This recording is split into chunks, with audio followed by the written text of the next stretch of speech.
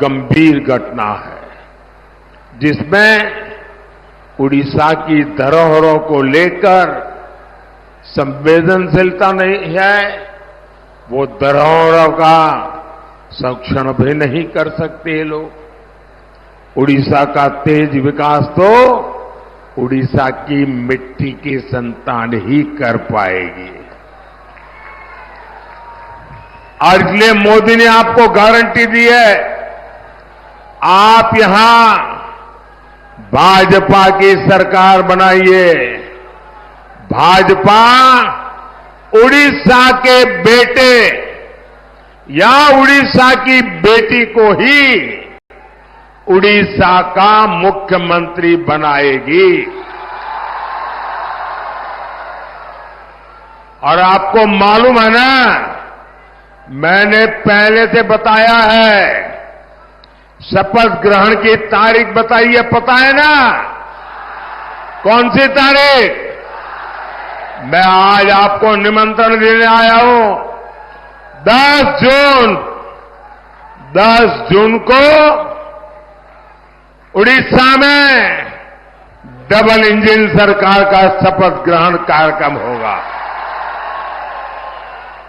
ये सरकार का जाना तय है। भाइयों बहनों, 21वीं सदी के उड़ीसा को विकास की रफ्तार चाहिए। वो बीजेपी सरकार किसी भी हालत में नहीं दे सकती।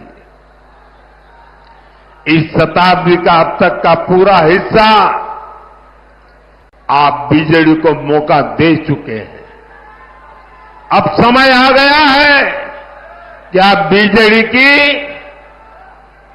ये ढीली ढाली नीतियां, ढीला काम, स्लो रफ्तार को छोड़कर भाजपा की तेज रफ्तार सरकार चुने। आप सभी देख रहे हैं, पिछले 25 वर्षों से उड़ीसा में सिंचाई के अनेक प्रोजेक्ट अटके, लटके और भटके हुए हैं। रंगाली सिंचाई परियोजना 80 के दशक से बन रही है, आज तक नहरें नहीं बन पाई। एक और प्रोजेक्ट स्वर्ण रेखा सिंचाई परियोजना, इस पर 1970 से प्लानिंग चल रही थी। आपने मोदी को अवसर दिया तो इसको हम पीएम कृषि सिंचाई योजना के दायरे में लाए। उड़ीसा में ऐसे 8 बड़े सिंचाई प्रोजेक्ट थे जो कई दशकों से लटके हुए थे। इनमें से 5 को तेज रफ्तार मोदी सरकार पूरा कर चुकी है, लेकिन बीजेडी सरकार के ज्यादातर प्रोजेक्ट आज भी अधूरे ही है। साथियों, ओडिशा के धान किसानों के साथ भी यहां बरसों से विश्वासघात हुआ है। यहां किसान साल में एक फसल मुश्किल से ले पाता है। वो मेहनत करता है, धान उगाता है, लेकिन 2200 रुपये का घोषित एमएसपी तक उसे बीजेडी के नेता धान किसानों को मंडी में लूटते हैं। और इसलिए भाजपा ने गारंटी दी है। आप मेरा एक काम करेंगे, जरा हाथ ऊपर करके बताइए, मेरा एक काम करेंगे? करेंगे? जरा जोर से बताइए, करेंगे? पीछे स्टेडियम वाले बताइए, करेंगे? आप हर किसान को मेरी तरफ से मिलिए और किसान को मेरी एक बात जरूर बताइए। उनको कहिए कि आज तक जो आपकी लूट हुई है, मोदी ने गारंटी दी है कि यहां बीजेपी की सरकार बनेगी तो छत्तीसगढ़ की तरह उड़ीसा में भी धान का एमएसपी 2200 रुपया नहीं, 3100 रुपये क्विंटल होगा। ये 3100 रुपया वाली बात हर किसान को पहुंचाएंगे।